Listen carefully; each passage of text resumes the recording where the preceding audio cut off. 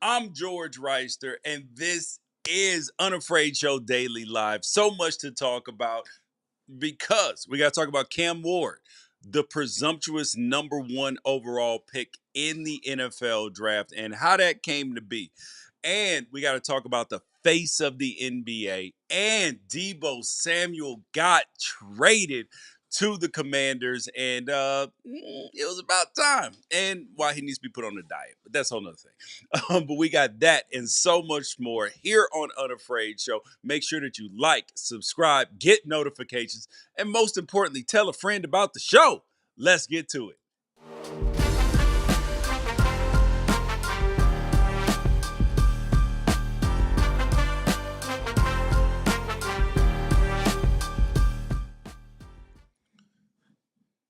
All right, so we're going to start talking about Cam Ward, the man who was at Incarnate Ward, man who was at Washington State, then the man who was down over at Miami. And there was some big takeaways from the NFL Combine, and one of the things is that it looks like it's coming more and more into focus that Cam Ward is going to be the number one quarterback taken in the 2025 draft.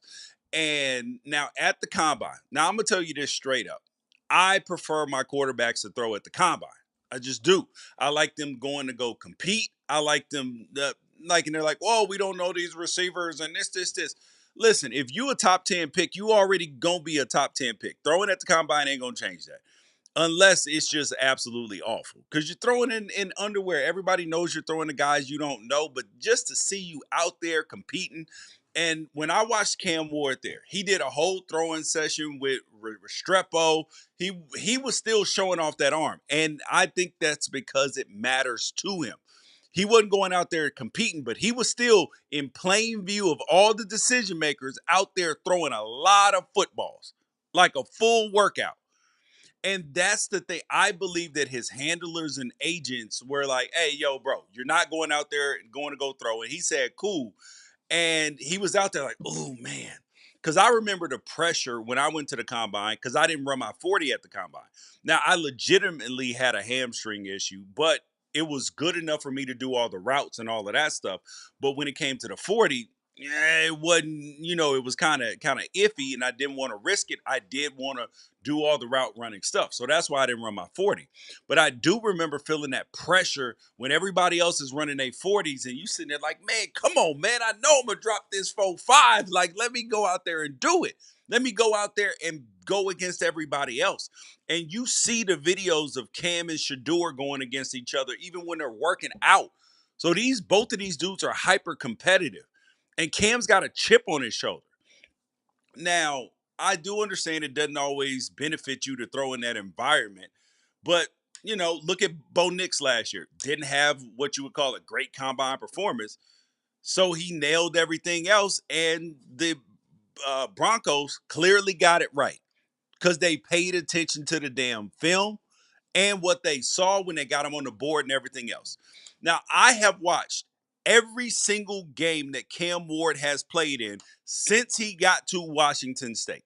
And I call it the full Cam Ward experience because some of the pre-draft criticism that you're going to hear about him holding the ball for an eternity, and I've said it on Pac-12 Apostles, College Football Apostles, everything going back 30 months.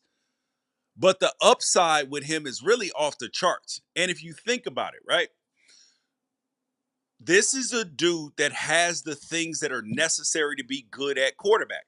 He's a great leader because he's led at many places. He's adaptable to different systems. And he's just a winner. Dude finds a way to win. And when you think about it, this is a dude who got it out of the mud. This is a kid who in high school, check this out, had a higher field goal percentage on the basketball court as a 20-point a game scorer than he did as a completion percentage as a quarterback. Them things they supposed to be right. And then he went to Incarnate Ward for football. And then when they turned over the offense to him in a spring 2020 COVID delayed season, he threw for more yards in 6 games than he did his entire high school career. And then when he was a sophomore quarterback in that same technical year, he was just a couple months from that freshman season where they played in the spring Dude led Incarnate Ward to a 10-win season and put 42 points on the number one ranked Sam Houston in the FCS playoffs. Then you had his head coach, Eric Morris. He got on as the offensive coordinator at Washington State. And then Cam Ward came with him there. And then you had Ward then beat a ranked Wisconsin team in his second game. And then he threw for 375 yards and 77% completions against Oregon in his fourth game. And then after his first season at Wazoo, OC Eric Morris left for the North Texas job. He got a new offensive coordinator in Ben Arbuckle, who's now actually over at Oklahoma, I believe. And then Cam Ward actually showed that he ain't just a system guy. He takes damn near every snap that season, beats Wisconsin again, throws for 438 against Oregon, this time in Autzen Stadium, and then becomes the hottest name in the portal after the season. So then he goes to Miami. Dude's on his third school in 4 years with his third different offense, elevating his level every time. And what does he do? Elevates everything around him. Completion percentage, yards, touchdowns. And then he started running the ball a little bit too. 350 yards and 3 touchdowns against Georgia Tech defense that gave up 200 yards passing a game. 400 yards, 5 touchdowns against the Duke defense that gave up less than 200 passing yards a game. The dude's got touch. He's got a rocket for an arm when he needs to. He'll check the ball down. He switched teams and coordinators without rubbing people the wrong way. He's had money and didn't let it change the way he showed up in NIL money. He's competitive in a way that, that shows up in his interactions with Shedeur, like I said. And then it turns out the thing that seemed like it could be like his draft kryptonite, sitting out the second half of the Iowa State Pop-Tart Bowl, it wasn't even his idea. This sounds like an NFL general manager's dream if you think about it. You got a guy that has proven he can handle upgrades in competition. He's seen complex defenses because he's practiced against Washington State every day for 2 years.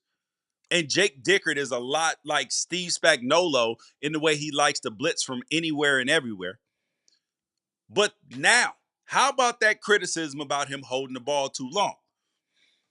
I mean, some people probably think it's nitpicky or that he's high risk, high reward, and that he'll put himself at risk to let his wide receivers find open space. I call this the full Cam Ward experience because, yes, all of those things that I mentioned are fantastic and great about Cam Ward. But also, the thing that's terrible about Cam Ward is that he holds the ball too damn long. He sits in the pocket. He'll just stop his feet and just play like you're like, get rid of the damn ball. And then he will occasionally, like he did twice this season, run out to the sideline, try to make a play, throwing the ball back to the middle of the damn field. Both of them got picked off. I call that the full Cam Ward experience because you get the leadership, you're going to get the yards. He's like J.R. Smith early in his career. He will shoot you in a game, get you the lead, then shoot you back out the game, and then come back and win that thing at the end. So if he can stop some of those just bonehead plays, there's a lot to love. There is a lot to love. And when he was at the combine, dude doubled down. He said, if you got the time in the pocket, why would you not hold the ball and let your wide receivers get open? Well, guess what? You can't do that in the NFL, son. And especially not right now. 3 of the top 10 seasons for most times sacked in a season have come in the last 2 years. Caleb Williams in 2024. And then you have Bryce Young and Sam Howell in 2023. And what do these 3 players have in common? Those 3 seasons have in common? A fired head coach. Because NFL general managers and head coaches know that their jobs are tied to if they can keep their quarterback's jersey clean. And they're not as high risk jobs as Cam Ward as it is in the pocket. Come on, man. So the question is Cam Ward number 1? Should he be number 1? Weigh in. I almost gave the phone number to the nightcap, which I do not do anymore. So would you draft him? Would you draft Shedeur? Would you draft? I'm not dare I say Jalen Milroe or Quinn Ewers or any of the other quarterbacks, Dylan Gabriel, any of them as your first pick? Put it in the comments. All right, next thing up. So, the face of the NBA. So this has been a big conversation lately. Oh, who's the face of the NBA? The face of the NBA is the same two dudes who it's been for the last 10 years. Steph Curry and LeBron James. That's who it is. They want it to be Anthony Edwards. They want it to be Wemby. They want it to be Jason Tatum. They want it to be whoever. The NBA does not choose the face of the league. Somebody takes the face of the league. And LeBron was the last one who wanted it. Steph was the last one who wanted it because the face of the NBA has one thing in common. Because you had Anthony Edwards start a conversation when he was talking to NBA TV during All-Star weekend. He said, I'm capable of being the face of the NBA, but I don't want it. I don't want to be that guy. I want to be the guy that just shows up to hoop and kills dudes and go home. That's what they have Wemby for. That sounds like something, you know who would say that? His idol, Kevin Durant. But the difference here is this, is that the face of the NBA has one thing in common. All of them. You go back to Larry Bird, Magic Johnson, Michael Jordan, Kobe Bryant, LeBron James, Steph Curry, Shaq even in there. Do you know what the face of the league, all of them have in common? They were consistently competing for championships, making deep playoff runs. That's what they all have in common. And you know who's not doing that? Anthony Edwards. Do you know who's not doing that? A lot of other guys. And for some reason, Jason Tatum, who is like a fantastic player, he can't be the face of the league because he's just not compelling enough. He does like he's a guy who you would say, hey man, he plays for the Boston Celtics. They've been to the finals a couple times in a row. They've been to make deep playoff runs. So Jason Tatum, technically, he's got a signature shoe. He's got all the qualifications needed to be the face of the league. He just ain't interested in enough to us and doesn't want to give us that. And like he ain't even made his relationship that public with LMA, huge brand, huge singer. So he's a guy who could say, listen, I don't want that. I'm cool making my $300 million playing basketball and then going off on my own road. Now, that's a point that matters because of what LeBron James said. Because when LeBron James weighed in, he was like, I feel ant. He said, I completely understand there's a weird energy when it comes to that. Why do you want to be the face of the league when all the people that cover our game and talk about our game on a day-to-day basis shit on everybody? That's what Bron said. And I'm sitting there like, okay, I can see how if you're a guy that's going to make $300 million in your career, well, you like, listen, all this other stuff ain't worth it. And I think that that's the choice that Jason Tatum is making. That's why he don't make his relationship public. He doesn't do certain things. It's like, listen, I'm just the low key guy. I'm cool with being the Carmelo, right? The Carmelo in this whole NBA, ecosystem. I'm cool with being that. I've won a championship. I'm starting to stack accolades. He's cool with that, right? Giannis. If Giannis had been competing for championships year in and year out, yes, he could be the face of the league. But then there's the question is, can European players be the face of the league and everything else? But here is the other point. Yes, you are going to be hyper scrutinized when you are the face of the league. And LeBron James, from his King James nickname to the decision, like getting Bronny a roster, so all of these things are going to be attacked if you are the face of the league. But here, there's benefits to it too. You get to create a legacy that is incredible. You get a chance to have power. You get a chance to potentially own a team. You get so many more opportunities. because you are. That's why Kevin Durant, when people were arguing about him as the best player in the league for a little bit, that's why he got a little bit of that wiped off on him when he went to Golden State and he won 2 championships and was the Finals MVP twice. He got a little taste. I'm like, nah, that ain't for me. So yes, he's right. It's not for everybody. But everybody doesn't get to choose that. Anthony Edwards can't be the face of the league right now. He can't. His team ain't good enough. He hasn't dumped enough major accolades, not even in the MVP discussion. No, you can't be the face of the league unless you can be the MVP. It's just the reality of the situation. And now here, though, is the downside of it.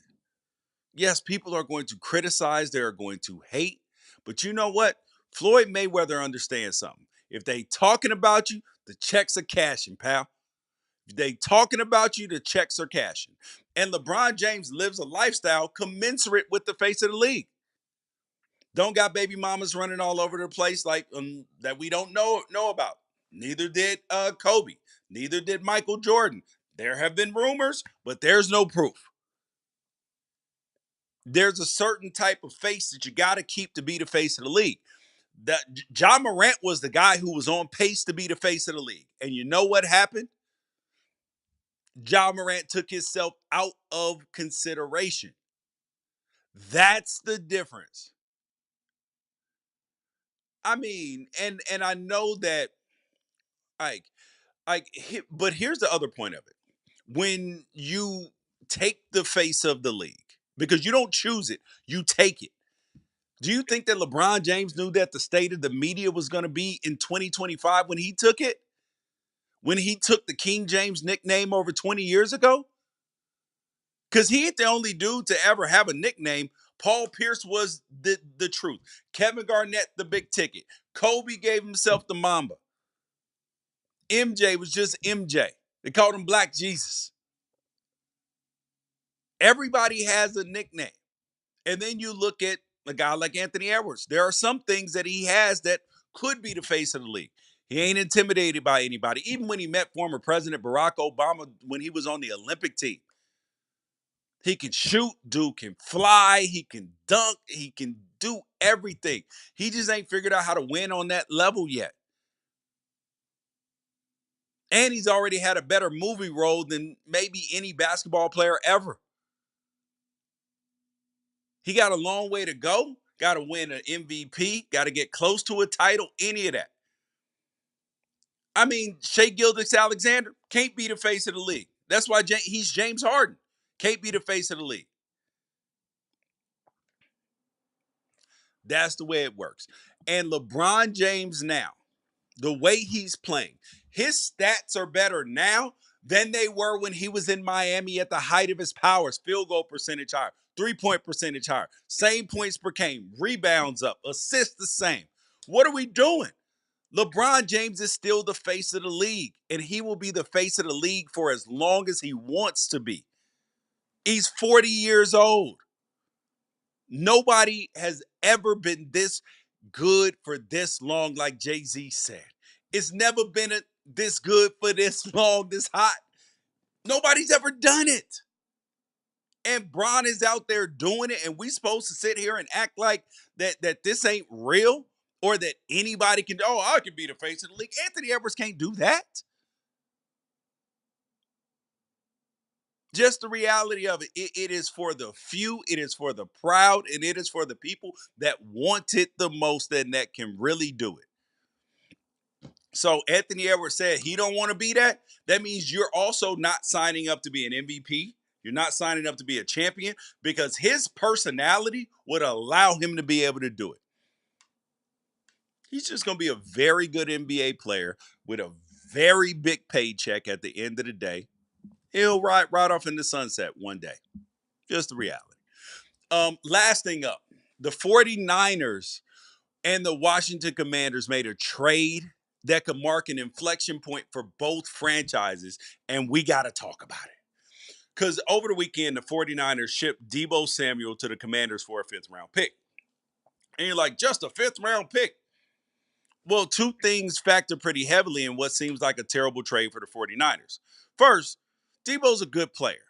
However, like he's been getting that, that Mandela effect into like people treating him like he's a perennial all pro. Dude's been a Pro Bowler once. He's had 1,000-yard season once, and that was in a contract year. He's never actually had a season where he averaged 5 catches a game. And this whole thing about, well, he's actually just a running back. Over the last 3 seasons, he's averaged less than 3 carries out of the backfield a game. Christian McCaffrey has more catches than Deebo Samuel has carries over the last 3 seasons. And he's played in 12 less games. Christian McCaffrey has. Now, Deebo is, he's a great gadget guy, but he ain't an elite wide receiver. Think about this. He is closer to Cordarrelle Patterson as a player than he is his former teammate, Brandon Ayuk, as a wide receiver. Let me repeat that again. Deebo Samuel is closer to Cordarrelle Patterson as a player than he is to his former teammate Brandon Ayuk as a wide receiver. He's the 49ers version of Taysom Hill. He's the gadget guy that the franchise fell in love with. That doesn't mean he doesn't have any value or that he's not a good piece, but he's a gadget guy. And now, second, the Commanders are taking on all, not some, but all of Deebo Samuel's $20-some million salary to free the 49ers to figure out how to pay Brock Purdy. Now, the 49ers technically have the leverage to make Brock Purdy play 2 more seasons for about $40 million because that's what the franchise tag is right now. And if they let him play out, so it'll be like 40 and then somewhere in the 40s, damn near close to 50. But if they let him play out this deal and then tag him, but even then going that route would send a very loud message to their own team that they do not believe in Brock Purdy and that he's the guy that they want to build their future around. And while Brock Purdy, I doubt that he's going to be willing to pull a Kyler Murray and go to war with his own franchise over the future money while he's still under contract. But why would you even want to find out? But now the question is backing Brock Purdy a smart move for John Lynch in San Francisco? Because smart might not even factor into it. Sometimes you only have one choice. And you have to play your hand the best that you can. And this is one of those situations.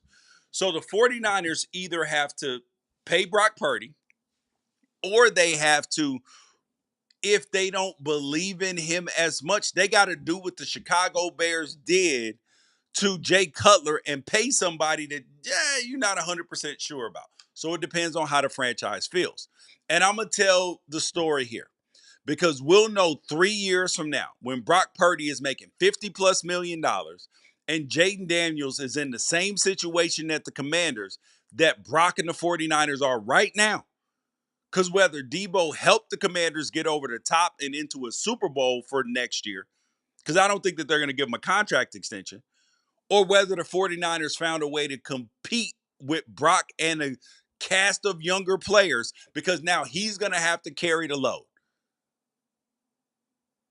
And can he carry it the way that Josh Allen did this year over with the Bills with budget-friendly options? But hey, maybe that 5th round pick will end up being a superstar. They did find Brock Purdy in the 7th round. Now, this trade, in my opinion, 49ers, you got to free up cap space because you got to pay Brock Purdy something, right?